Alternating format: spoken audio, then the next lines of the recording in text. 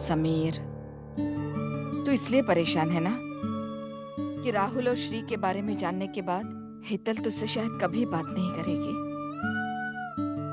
ऐसी बात नहीं है माँ।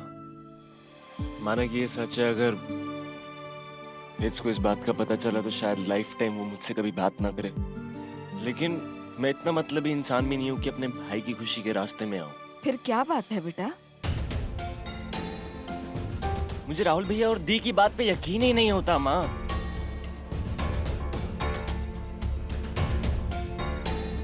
माँ मैं अच्छी तरह जानता हूँ राहुल भैया तन्नू को भूल ही नहीं सकते हैं। एंड माँ, हिट्स की दी भी एक लड़के से प्यार करती थी। हिट्स मुझे बताया करती थी कि दी उस लड़के को कभी भूल ही नहीं सकती। तो एक ही मीटिंग में राहुल भैया और दी ने अचानक से फैसला कैसे ले लिया?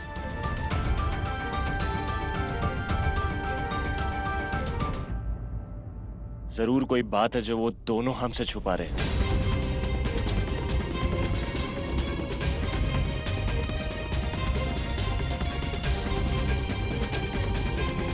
समीर बेटा, ये भी तो हो सकता है ना कि उन दोनों ने एक दूसरे की तकलीफ में खुद के जीने का सहारा ढूंढ लिया हो।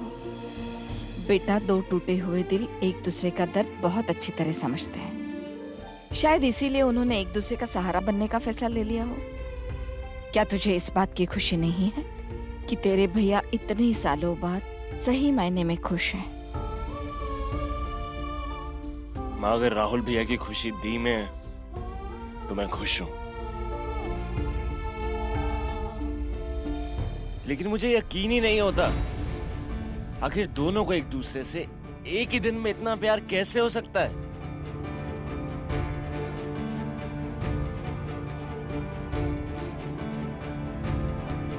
मुझे तो लगता है कि हेत सही थी।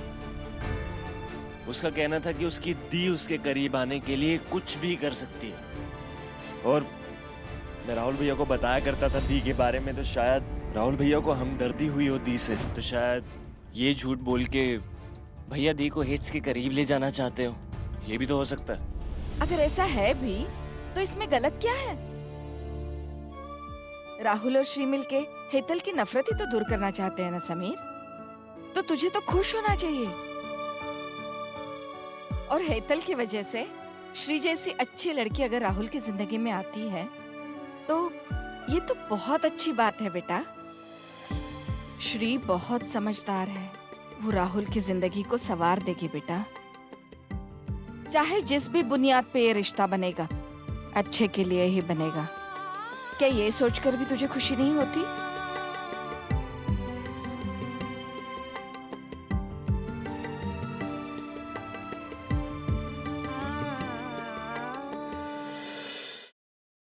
आपके परिवार से बातचीत है आपकी?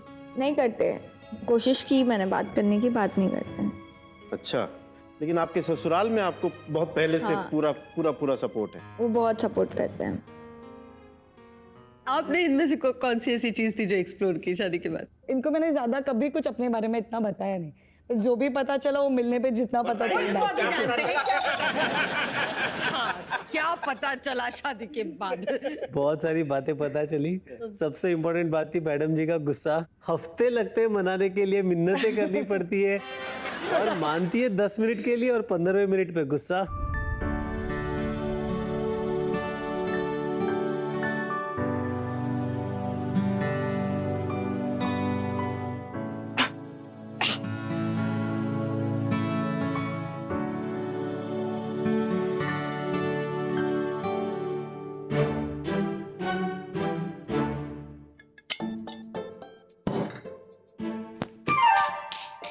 क्या हेट्स, डिस्टर्ब मत कर यार। डिस्टर्ब मत कर? बोल तो ऐसे रही है जैसे कोई बड़ा इंपॉर्टेंट काम कर रही है तू।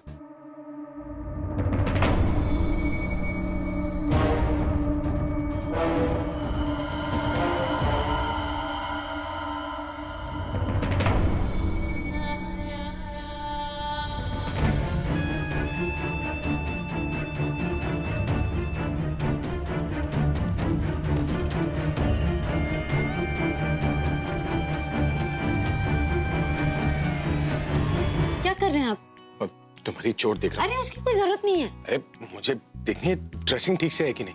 अरे ड्रेसिंग ठीक है, आपको कुछ करने की जरूरत नहीं है। चुपचाप हाथ दिखाओ। अरे सब ठीक है, आप छोड़िए ना, मैं देख लूंगी, मैं ड्रेसिंग नहीं कर दूंगी। चुप रहो ना, तुम्हारी मुंह पर ड्रेसिंग करूंगा मैं। क्या? और नहीं तो क्या। अरे लेकिन इतनी चोट ही नहीं लगी है जितने आप परेशान हो रहे हैं। अरे चोट नहीं लगी, तुम चुप नहीं हुई, या तुम्हारा नाक तोड़ देंगे आप मेरा।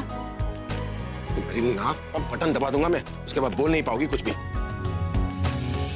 लेकिन मैं बता रही हूँ ना, ठीक है, अभी ड्रेसिंग करने की जरूरत नहीं। अभी बात